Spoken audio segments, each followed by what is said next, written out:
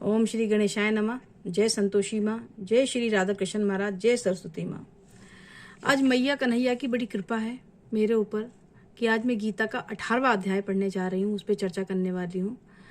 पिछले 17 अध्याय का जो सफ़र रहा बहुत अच्छा रहा और पिछले 17 अध्याय में कहीं पर भी मुझे ये ज़रूरत महसूस नहीं हुई कि मैं नोट्स की तरफ देखूं, क्योंकि ये अध्याय, वैसे तो गीता के सभी अध्याय बहुत महत्वपूर्ण हैं, लेकिन पूरी गीता का सार इस 18वें अध्याय में है। तो मैं नहीं चाहती कि कोई भी चीज़ मेरे बताने से, मेरे बोलने से रह जाए। तो मैंने कुछ नोट्स भी इसके लिखे हुए हैं ताकि कोई चीज़ स्किप ना हो जाए।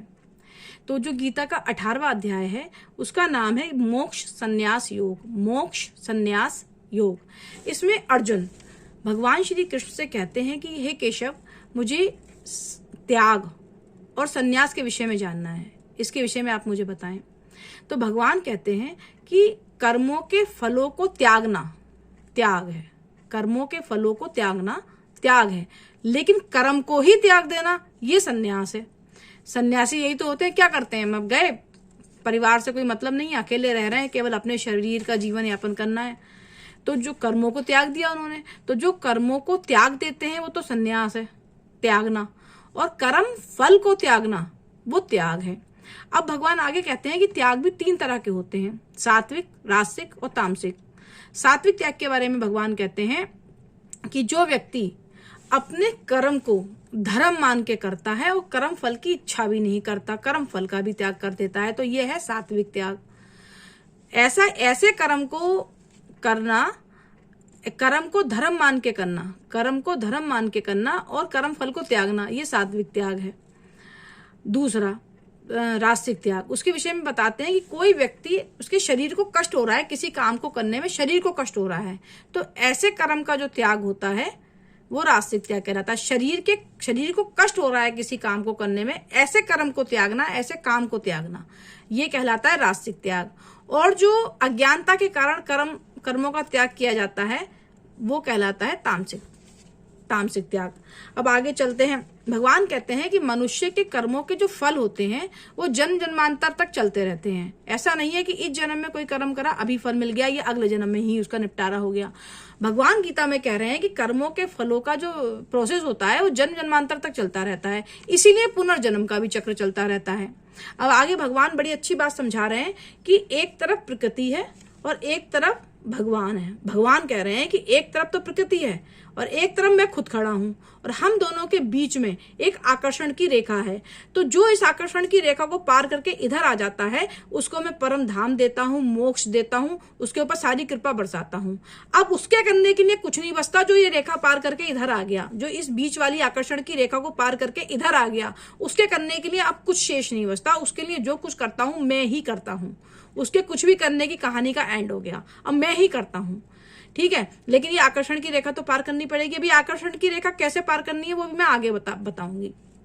इसमें भगवान इधर कह रहे हैं जो प्रकृति है, इस प्रकृति में भगवान, लोग जो होते हैं, हम मनुष्य होते हैं, शुभ कार्य भी करते हैं और अशुभ कार्य भी करते हैं। शुभ कार्य किससे प्रेरित होकर करते हैं? हमारे पास जो विवेक है, वैराग्य है, परिश्रम है, त्याग की भावना है, ये जो हमारे अंदर अच्छे गुण हैं, सद्गुण हैं, उनके चलते तो हम शुभ कार्य करते हैं। और जो राग है, द्वेष है, अहंकार है, ईर्ष्या है, उसके चलते हम अशुभ कार्य करते हैं। तो भगवान कहते हैं कि आप शुभ काम करते हैं तो उसके अच्छे फल मिलते हैं, आप अशुभ काम करते हैं तो उसके खराब फल मिलते हैं।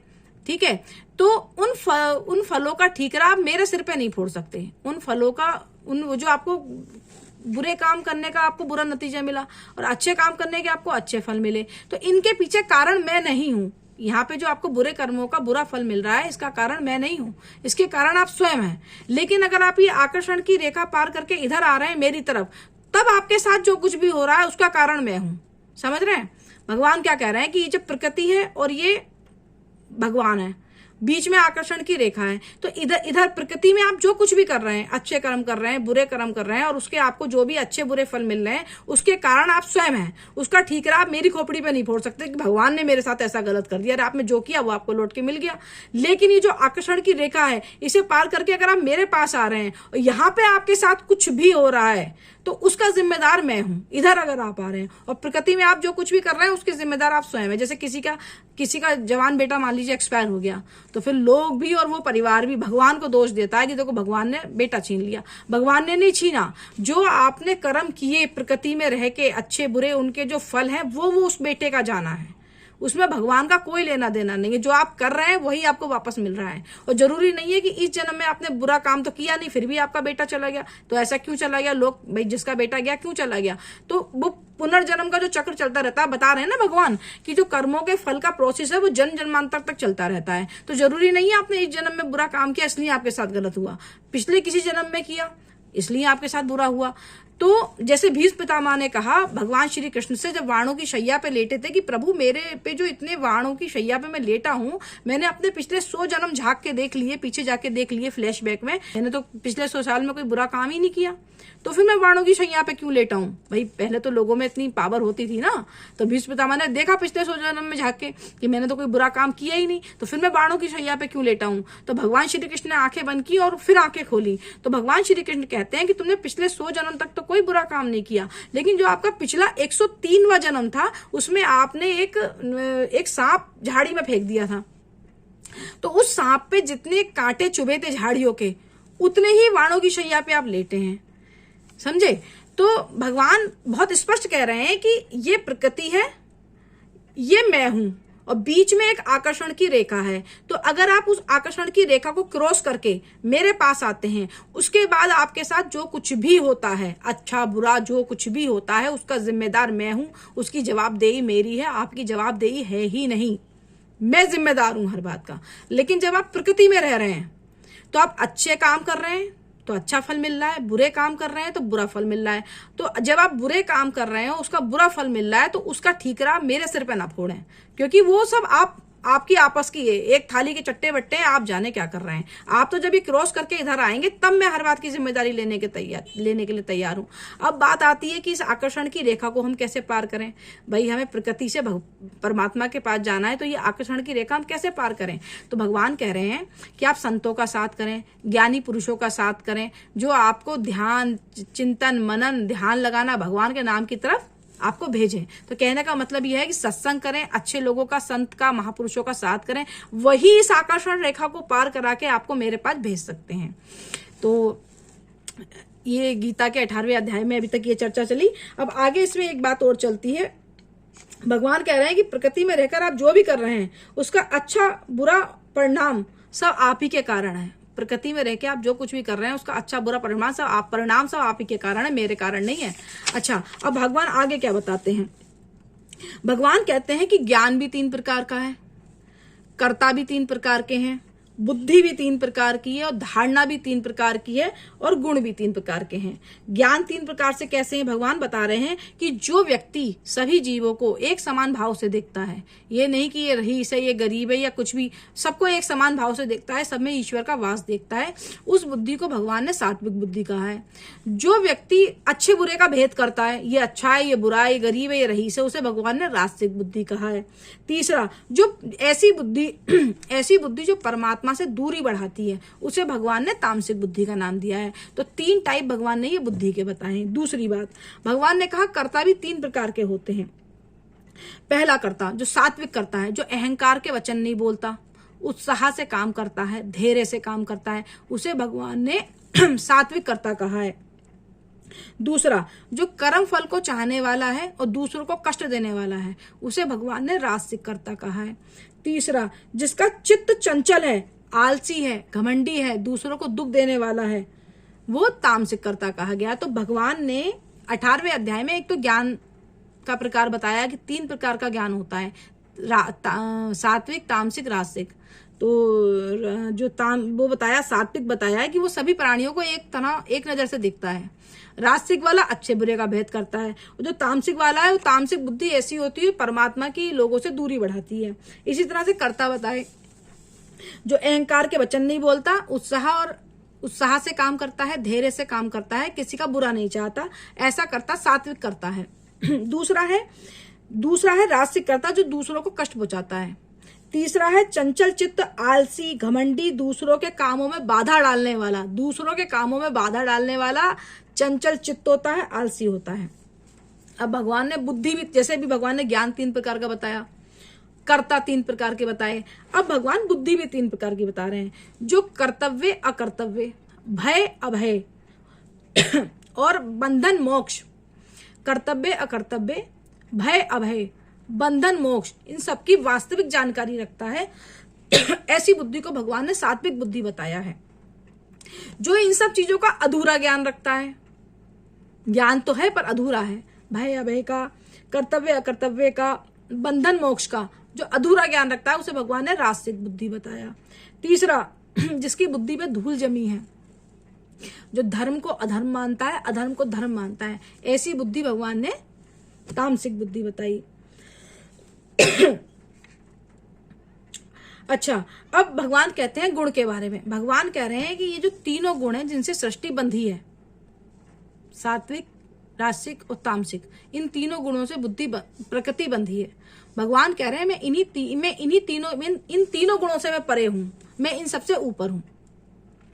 आगे भगवान कहते हैं कि उनसे, अर्जुन से, कि कुछ समझ में आया?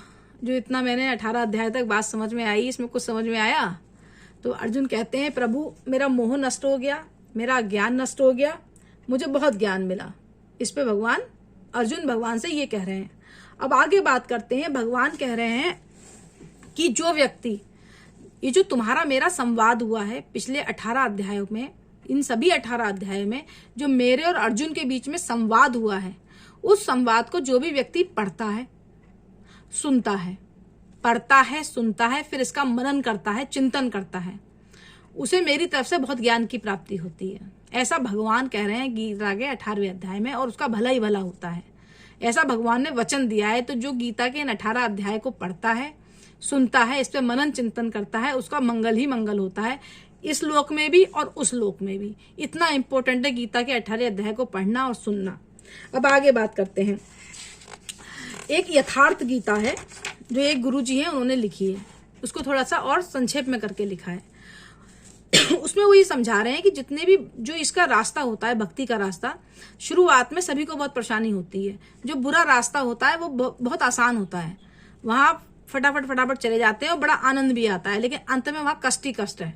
लेकिन ये जो भगवान का रास्ता है, परमात्मा के ध्यान का, मनन का, चिंतन का रास्ता है, भक्ति का रास्ता है, इस पे शुरुआत में बड़ा कष्ट होता है, लेकिन बाद में आनंद ही आनंद होता है। तो भैया पहले कष्ट उठा लो, तो बाद में आनंद ही आनंद है। तो इसमें कबीरदास जी कह रहे हैं, देखिए इसमें कबीरदास जी क्या कहते हैं, सुखिया सब संसार है खाए और सोए, सुखिया सब संसार खाए और सोए, और दुखिया भक्त कबीर जो जागे और रोए। कबीरदास जी कह रहे हैं सुखिया सब संसार खाए और सोए, और दुखिया भक्त कबीर जो रोए, जागे और रोए। इसी तरह से मीरा जी ने बड़ा कष्ट उठाया, भक्त प्रहलाद ने कष्ट उठाया। तो इसमें यही बताया जा रहा है कि जो भगवान की तरफ जाने का रास्ता है, जो भक्ति का रास्ता है, शुरुआती दौर में उसमें बड़ी तकलीफें आती हैं। पहले तो माया ही नहीं जाने देगी आपको भक्ति के मार्ग में, पहली बात। और अगर आपका जो फर्म डिटर्मिनेशन है, एकदम दृढ़ संकल्प है, आप फिर भी उस तरफ चल रहे हैं, तो वैसे कष्ट बहुत आएंगे। तो बस इतना समझ लीजिए कि शुरुआती दौर का कष्ट अगर आपने पार कर लिया, तो वो जो आकर्षण की रेखा बताई गई है उसे आप क्रॉस कर देंगे। जो आकर्षण की रेखा बताई गई है उसे आप क्रॉस कर देंगे। तो आज भगवान की कृपा से मेरे गीता जी का आज 18वां अध्याय संपूर्ण हुआ, भगवान की बड़ी कृपा। और मैं जो बोलती हूँ, जो मैंने ये 18 अध्याय बोले हैं पिछली 18 वीडियो में, इसको मैंने बहुत ही सरल भाषा में, बहुत ही जो हम रोजमर्रा की बातचीत की भाषा होती है, हमारी घरेलू बातचीत की भाषा होती है, इसी में ही बोलने की कोशिश की है, क्योंकि ज्यादा ज्ञान तो मुझे भी नहीं है। और दूसरी बात कि अगर ज्यादा चीजें जटिल हो जाएं, आज कलयुग है, इंसान भगवान की तरफ जा ही नहीं पा रहा है, धर्म के विषय में सोच ही नहीं पा रहा है। तो मैं ये चाहती थी कि इतनी सरल भाषा में मैं बोलूं कि 5-7 मिनट की वीडियो में बनाती हूँ कि उसमें व्यक्ति को पूरा अध्याय कवर हो जाए और बात समझ में आ जाए। क्योंकि ज्यादा जटिल भाषा समझने के लिए ध्यान देना पड़ता है, समय देना पड़ता है, इतना समय आप कोई देना नहीं चाहता। तो बहुत सरल भाषा में मैंने बोलने का प्रयास किया है। अब जब भगवान की कृपा से, मैया की कृपा से मेरे गीता जी के आज 18 अध्याय पूरे हो गए, तो इसके बाद अब मैं श्रीमद् भागवत पुराण शुरू करने जा रही हूँ मैया भगवान की कृपा से। और उसमें डे वाइज कथा बोली जाएगी, डे 1, डे 2, डे 3, जो श्रीमद् भागवत पुराण की कथा है। श्रीमद् भागवत पुराण के विषय में मैं थोड़ा सा बता दूं कि जो भगवत गीता है वो भगवान की वाणी है, जो भगवान ने अपने श्री मुख से कुरुक्षेत्र के मैदान में बोला है। और जो श्रीमद् भागवत पुराण है उसमें भगवान की लीलाओं का वर्णन है। जब भगवान धरती को ये लोग छोड़ के जा रहे थे, जब महाभारत के युद्ध के बाद ये सब निपटारा हो गया द्वापर का, भगवान जा रहे थे, तो धर्म उनके चरणों में जाके गिर गए। बोले प्रभु आप जा रहे हैं, मैं कहाँ रहूंगा। अब जो धर्म है वो भगवान के चरणों में जाके गिर गए। बोले प्रभु मैं कहाँ जाऊंगा, कहाँ रहूंगा, आप तो मुझे छोड़ के जा रहे हो। तो भगवान कहते हैं कि तुम चिंता मत करो, मैं श्रीमद् भागवत पुराण में रहूंगा, वो मेरा ग्रंथा अवतार है। जैसे भगवान ने मत्स्य रूप लिया तो मत्स्य अवतार हो गया, वाराह अवतार लिया तो वाराह, शुक का बोल लिया तो वाराह अवतार हो गया। इसी तरह से भगवान ने ग्रंथ अवतार लिया है। इसमें श्रीमद् भागवत पुराण जो पूरी तरह से बेस्ड है, वो भक्ति पे बेस्ड है। ये जो अपनी भगवत गीता है ये तो जीवन जीना सिखाती हैं कि कैसे आप जीवन में प्रैक्टिकल डिसीजन ले पाएं, जीवन जीना सिखाती हैं। और जो श्रीमद् भागवत पुराण है वो आपको भक्ति में डुबोता है, सीधा परम धाम की तरफ ले जाने का रास्ता है। भगवत गीता इस लोक के लिए भी है, उस लोक के लिए भी है। और जो श्रीमद् भागवत पुराण है वो सीधा भक्ति में आपको इतना डुबो देगा कि आप सीधा कृष्ण भक्ति में डूब जाओगे। तो उसे भी मैं बहुत सरल शब्दों में बोलने की कोशिश करूंगी कि भगवान ऐसी कृपा करें। इसलिए मैं जय सरस्वती माँ भी बोलती हूँ कि मेरी वाणी से सही बात निकल जाए। तो बस मैं यही कहूंगी कि आज भगवत गीता पूर्ण हुई, इसके बाद श्रीमद् भागवत पुराण शुरू करेंगे और उसको बहुत सरल शब्दों में बताने की कोशिश की जाएगी। तब तक के लिए हरे कृष्णा।